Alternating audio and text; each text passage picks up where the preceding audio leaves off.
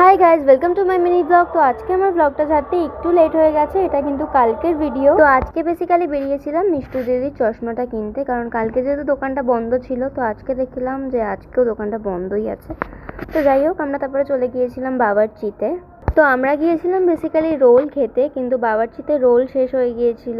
মানে মিষ্টু দিয়ে একটুখানি বিরিয়ানিও খেতে ইচ্ছা করছিল। কালকে যেহেতু অসিত ভাইয়া চলে যাবে, তো সবার মনটাই খারাপ। তো তারপর তো আমরা চলে গিয়েছিলাম এখান থেকে বিরিয়ানিটা নিতে, আর তারপর তাই জন্য আমরা তো এখানে আগে নিয়ে নিলাম বিরিয়ানিটা।